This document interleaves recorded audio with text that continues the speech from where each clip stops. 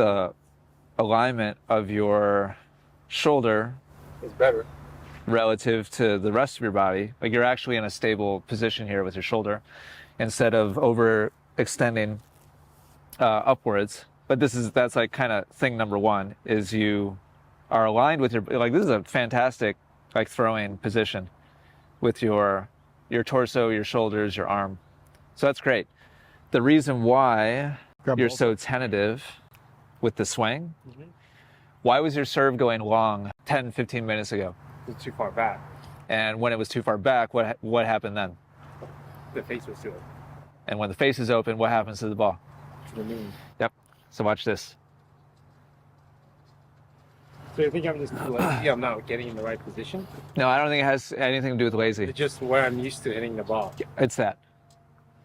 Because watch this. Here's a short ball where you're running forwards quickly and you're meeting the ball. Still behind. Yeah, still behind you. The big thing here is contact position depth-wise. I think right, left, you're doing great. Forwards, backwards, you're in the wrong spot. Here's another one. Like you're reading it.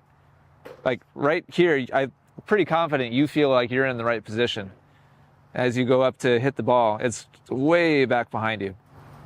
So I probably need to sit up further back on this ball. Yes.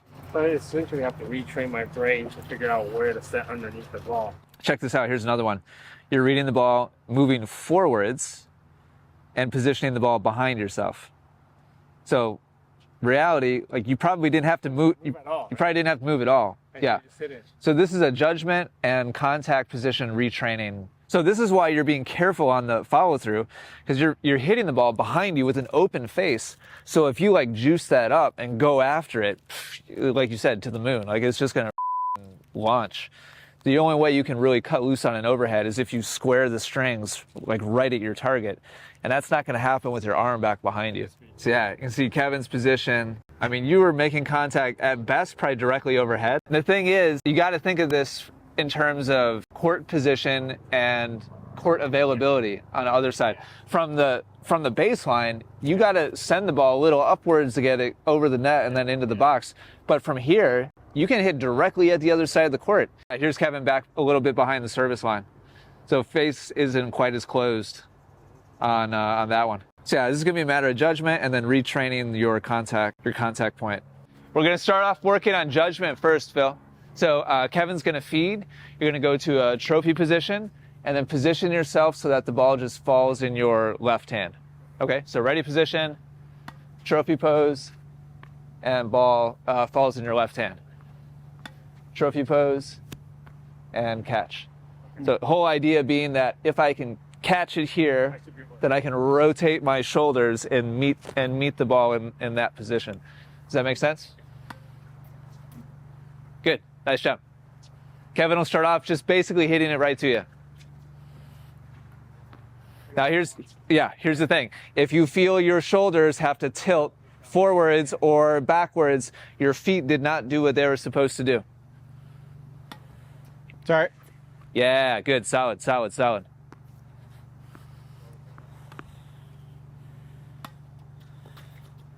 Good, solid. Nice job. Good, nice job. Now Kevin's gonna move his feeds around a little more. You're gonna start off right in the middle of the service box. Some of his feeds are gonna be significantly shorter.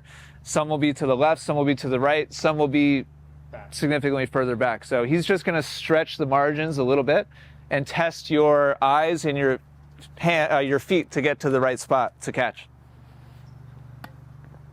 Yeah, good. Nice job.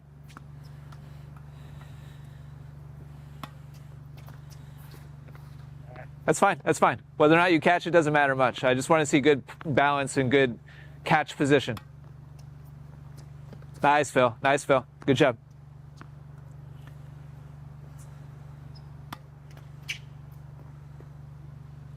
Good.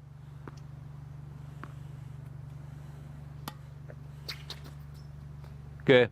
So next, Kevin's going to feed the same type of lob.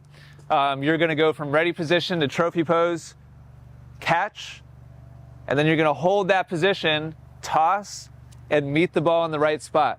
in front of your body with a square racket face.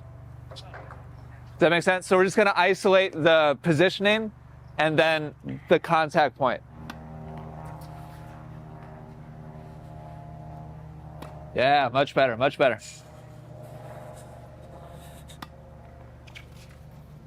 Yep. Good job. Yep.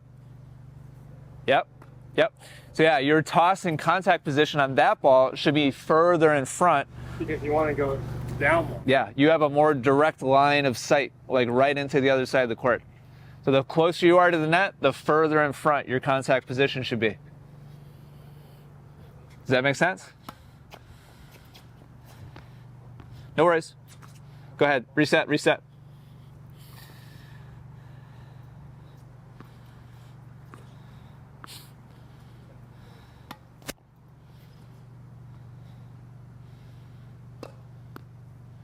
Further in front.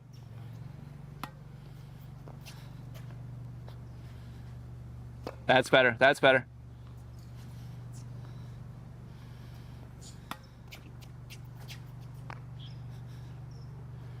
That's better.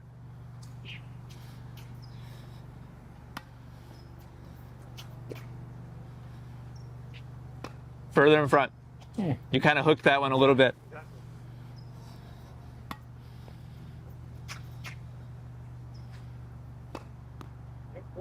Yes, I agree. It was better, but more in front than that. Square the racket right at your target. Yeah, there you go. Let me show you the difference between the last three. Okay, here's 3 ago. You remember Kevin's? So this is like square enough to send it in the court. But if you wanted to hit this 100 miles an hour, it's going to start going too far. Yeah. And going back to you feeling like you got to slow down and be tentative, it all kind of came back to the angle of the racket, which very much is determined by your contact point. So if you want to really go after this, the ball is too far back. So you made the adjustment. Here's the second to last one. That's better. See how things are a little bit more naturally like square.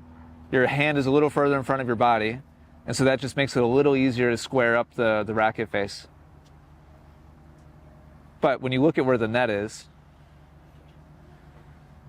I mean, you could close your racket face by quite a bit more, which means contact could be significantly further in front. And frankly, it probably should be if you want to really go after it, which from here you should be going after it. We'd want your racket face to probably be like somewhere like here. Does that make sense? So here's the last one.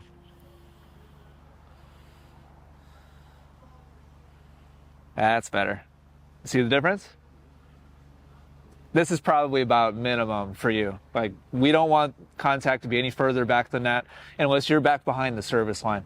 If you get pushed way back, then contact should be further back because you don't want to hit the ball straight into the net. This, though, is a really nice improvement. That just makes it real tough. Yeah.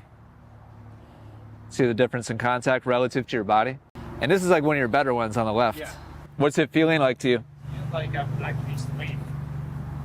Nice. That's good. I want you to start swinging faster. You pretend you're putting it away. Good. Put it away. Good. Oh, nice shot. Put away. Nice job.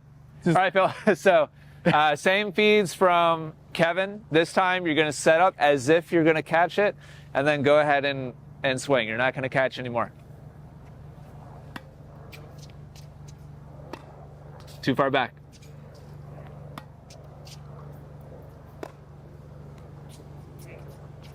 It's okay. Keep trying. Nice job. Nice job. Nice job. Nice job.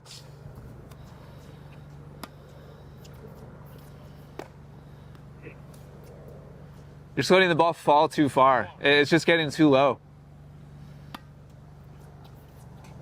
There you go. Out in front and full extension with your arm. Yes, yes, yes, yes. It's just like your throw, just like your throwing motion.